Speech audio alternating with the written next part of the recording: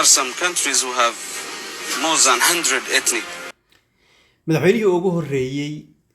Djibouti waxaan magaciisa inuu ahaa Ismaaciil Cumar Abdidoon buu ku candheeraa ku magacdhiyo ku macnaha caan ku ah Abdidoon ayaa runtii waraysi aad moodid markii ay Djibouti dawladii la dhisay oo ugu horeysay toddobaatmeeyadii ahayd baan maqlayaa toddobaatmeeyadii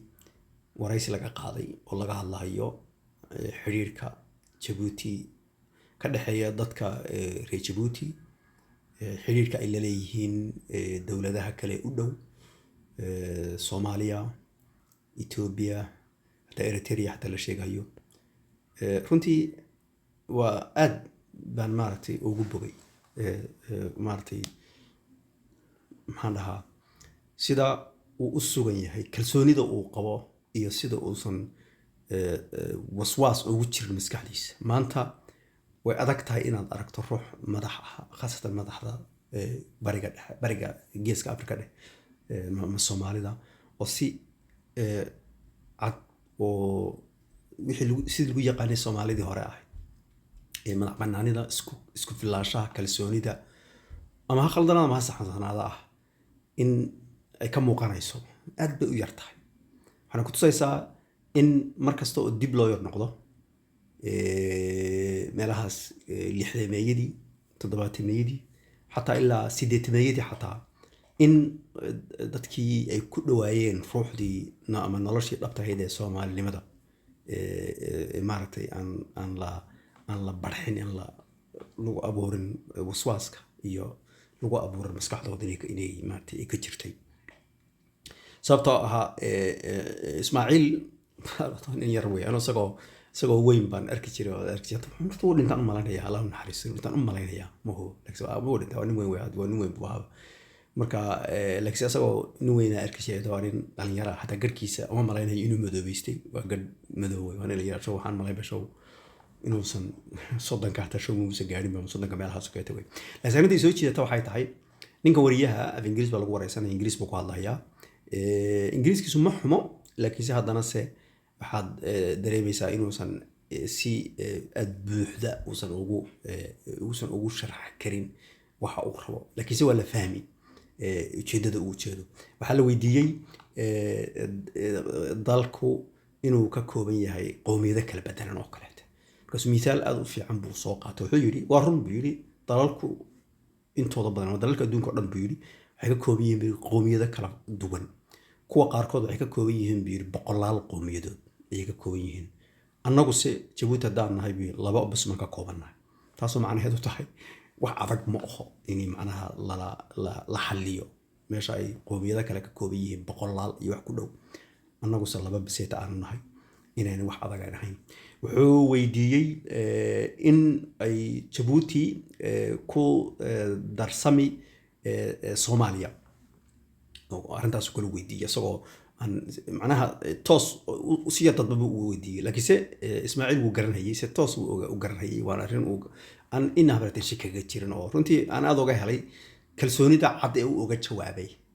soo waxaan qarqarinaynin waxaana ka gabanaynin waxaana ayna dhibaynin inuu sayta uga jawaabo wuxuu yiri sababtoo aad garanaysaa waqtiga asaga waxa socday markii Faransiisku uu yiri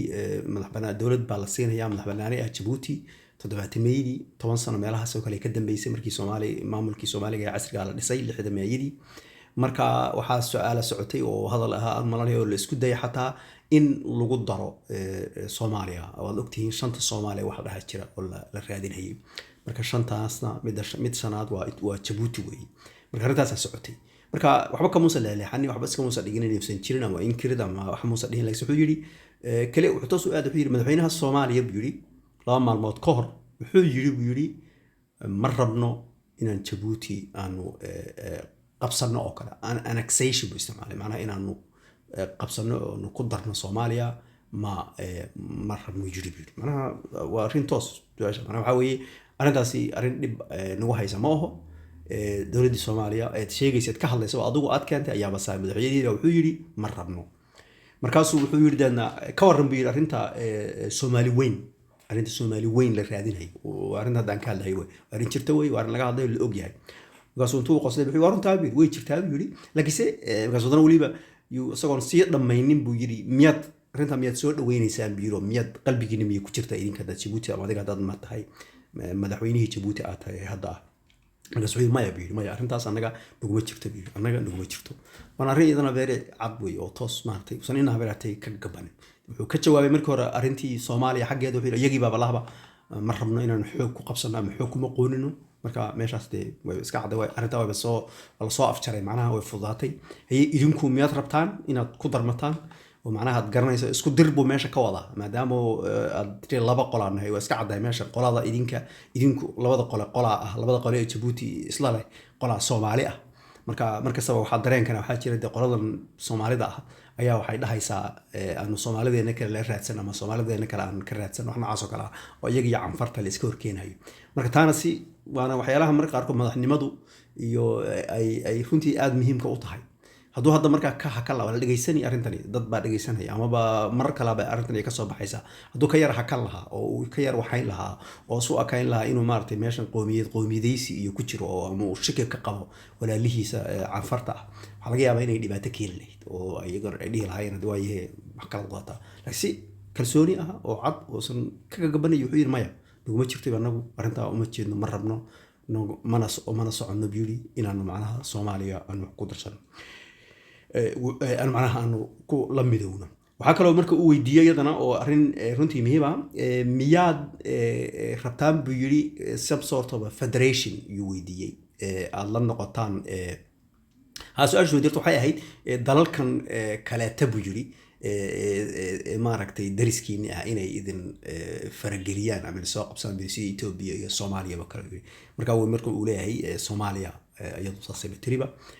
markaas wuxuu yiri ka waran hadaba marka wax nooc ah federation ah oo la isla noqdo tiina wuxuu yiri si iyadana aad runtii uu xil dheer oo maartay uga jawaabay wuxuu yiri hadii oosan macnaha isu arkinayna iyaga meel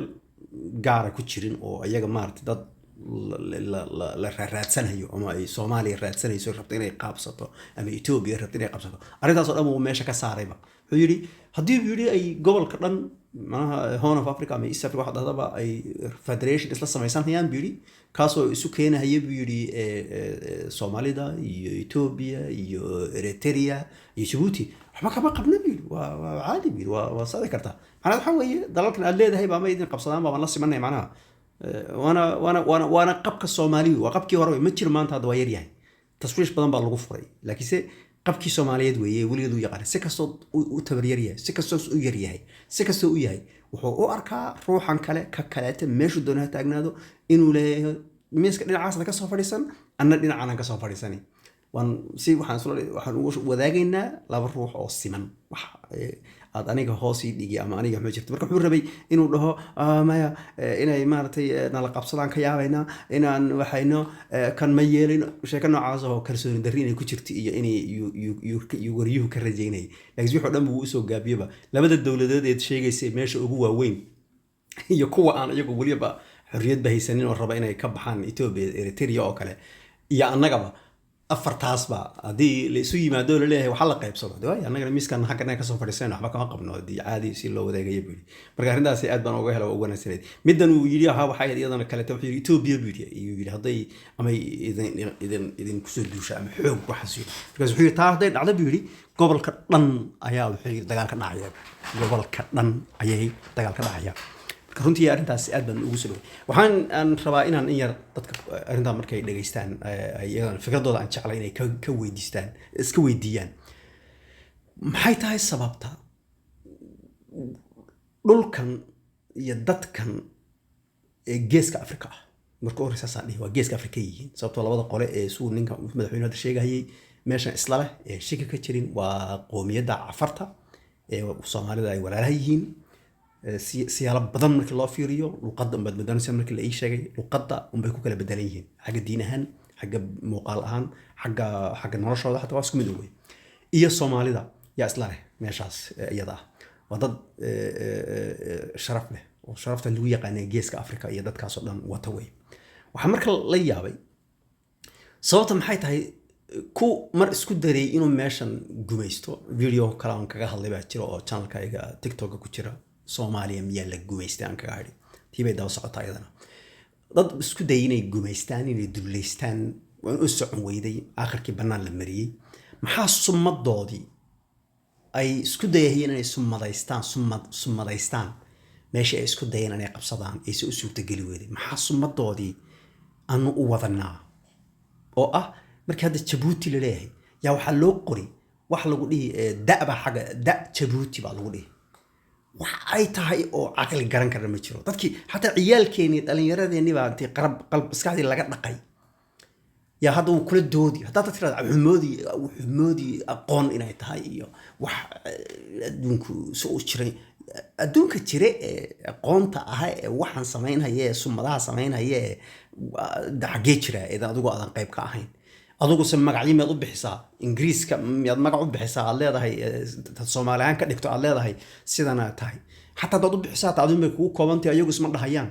ma sidoo kale maartay raashka sidoo kale ta magac u bixisaa wax u bixisaa hatta dad u bixisaa hatta magac kale u taqaano magacaaga bay qaadanayaan ay meelaha ku qorayaan dhayaan Soomaalida sidana inoo taqaan ama sidana laga dhaama qole hebel baa sidana dhahdo maya marka maxay wax qashinka ah sumadii laga daboordi runtii maskaxday aad bay gilgishaa markaan arko ruux Soomaali oo ama da Soomaali dhihi ama markuu qorahayba u qori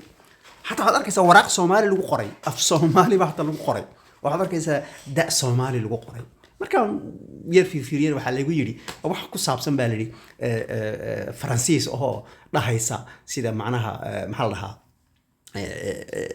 erey ku habboon Soomaali ma garanaya ama Ingiriiska definitive waxa la dhahaa definitive article oo kale the waxaasa the kaas waxaas markaad wax sugayso oo leedahay waxa asaga aad leedahay ayaa the lagu daraa definitive article lagu daraa sida Carabiga oo kale al lagu daro kale al hasan al arab al waa macnaha waxa asaga ah way tii oo kala marka iyadana ku jirta waayaha haato maxaan u dhilanahay Djiboutida man dhano Djiboutida oo nan si aan hadii kale jiraan Djiboutiyo kale ay jiraan looga saarahayo loo leeyahay Djiboutidadii way halka ay la naqaan dadkaas Soomaalida Cafarta ay wada leeyihiin ma u dhahno Soomaalihan ma u dhahno sababta af Soomaali adigoo ku hadlahay dadkii ay Soomaali yihiin Cafar iyo Soomaali yihiin sababta calaamadan loogu dawado maxay tahay sumadan loogu dawado Faransiiska asalkiisu ay tahay wax runtii la yaab la weeyo ka waswaasay mar qaar kood anyada we have two main ethnic groups yiri anagu laba koox laba qowmiyadood baan ka koobanahay Djibouti taana